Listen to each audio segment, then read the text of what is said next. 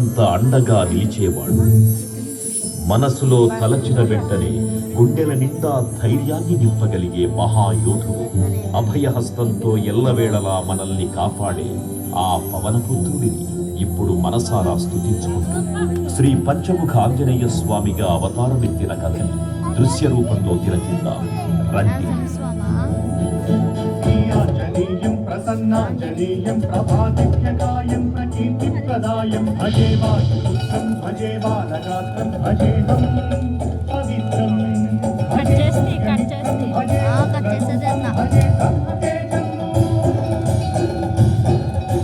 అది రామాయణ మహాయుద్ధం భీకరంగా సాగుతున్న తరుణం.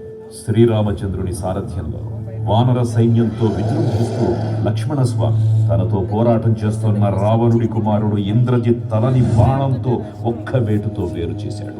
ఇంద్రజిత్ మరణ వార్త విన్న రావణుడు ఆవేశంతో ఊగిపోయాడు. ప్రతీకారం కోసం పాతాళ లోకాధిపతి తన సోదరుడు అయినటువంటి మహిరావణుడి సహకారం కోరాడు.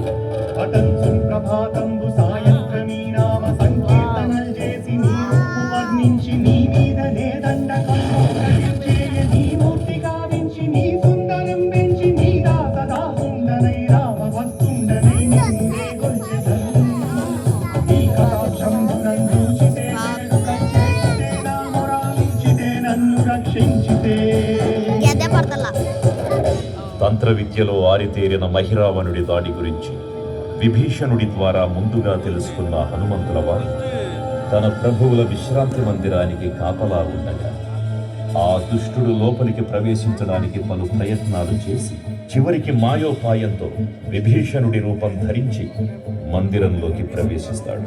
నిద్రిస్తున్న రామలక్ష్మణులను అపహరించి పాతాళ లోకానికి తీసుకుని పోతాడు.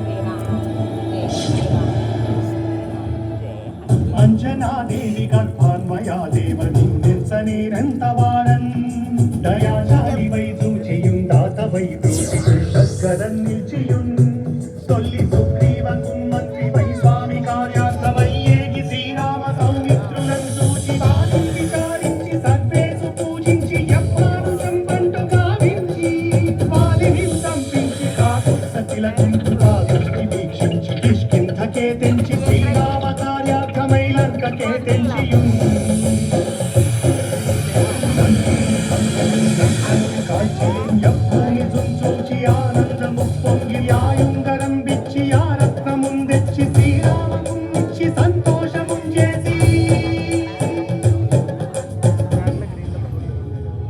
తన ప్రభువులను కాపాడుకోవడానికి వాయువేగంతో పాతాళ లోకానికి చేరుకున్న ఆంజనేయ స్వామికి సగం మొసలి సగం వానర రూపంలో ఉన్న వింత జీవి ముఖద్వారం వద్ద కాపలా కాస్తూ కనిపిస్తుంది. ఆ జీవి మకరధ్వజుడు అని తన పుత్రుడని మహాసముద్రాన్ని దాటుతుండగా నీటిలో పడ్డ స్వేదబిందు ఒక మొసలి గ్రహించడం వల్ల జన్మించాడని తెలుసుకొని ఆశ్చర్యపోతాడు హనుమంతుల వారు. తన పుత్రుడిని యుద్ధంలో ఓడించి పాతాళ లోకంలోకి ప్రవేశిస్తాడు.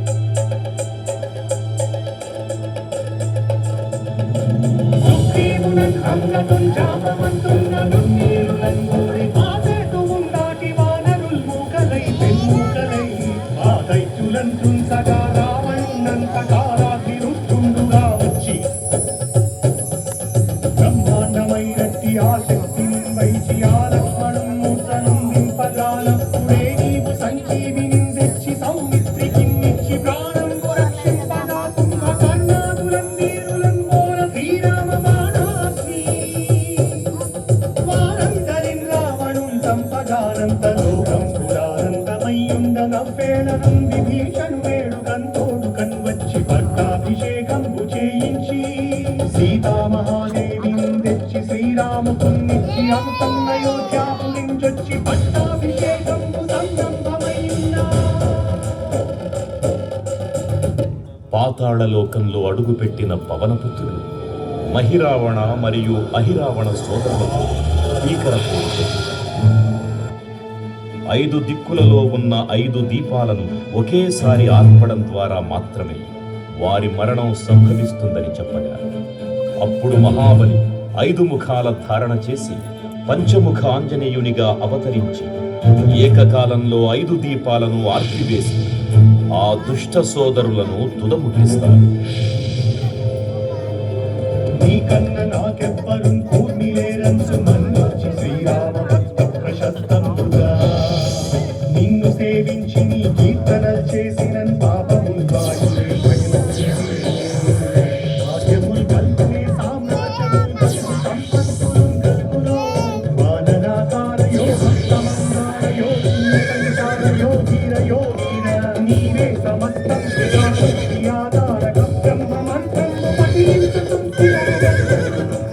వజ్రదేహం పురుం దాచి శ్రీరామ శ్రీరామయంచున్ మనస్ఫూటమైన ఎప్పుడు తప్పకన్ తనదు నా జిహ్వయందుండి నీ దీర్ఘదేహము త్రైలోక్య సంచారివై రామనామాన్ని సత్యానివై బ్రహ్మతేజమునం రౌద్రనీ జ్వాల కల్లోల ఆవీర హనుమంత ఓంకార శబ్దం బులన్ భూత ప్రేతం బులన్ పెన్ పిశాచం బులన్ శాకిని దాకిని త్యాగులన్ గాలి దెయ్యం బులన్ నీరువారంబులన్ చుట్టినేరంబులన్ పట్టిని ముష్టిఘాతంబులన్ బాహుదండంబులన్ ధూమఖండంబులన్ తుంచి కాలాభిరుద్ధుండవై నీవు బ్రహ్మ ప్రభావాలుకంపై జనేదంబులను చూచి రారోరిన ముత్తు నరసింహయంచు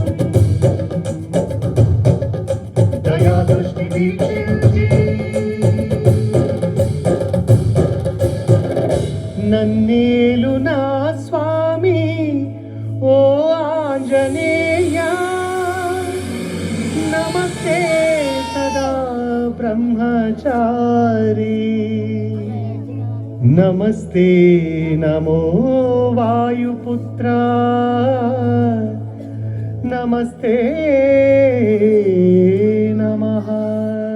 తూర్పు దిక్కున చూసే శ్రీ హనుమాన్ ముఖం సర్వపాపాలను హరించేదిగా, దక్షిణ దిక్కున చూసే శ్రీ నరసింహుని ముఖం శత్రుభయాన్ని పోగొట్టి విజయం చేకూర్చేదిగా, పశ్చిమ దిక్కుని చూసే శ్రీ గరుడ ముఖం భూత ప్రేత తాంత్రిక భయాలను పోగొట్టేదిగా, ఉత్తర దిక్కు వైపు చూసే శ్రీ వరాహ ముఖం గ్రహదోషాలను హరింపజేసి అష్టైశ్వర్యాలను అందించేదిగా, ఆకాశం వైపు చూసే శ్రీ హయగ్రీవ ముఖం విజ్ఞానాన్ని, విజయాన్ని, ఉత్తమ జీవిత భాగస్వామిని అందించేదిగా పురాణాలు చెబుతున్నాయి. కావున భక్తులారా, అన్ని విధాలుగా మనలను ఆపుకుని శ్రీ ఆంజనేయ స్వామిని మనసారా స్మరించుకుని ధరించండి. శ్రీ శ్రీ శ్రీ మహావీర బజరంగ బలికి జై.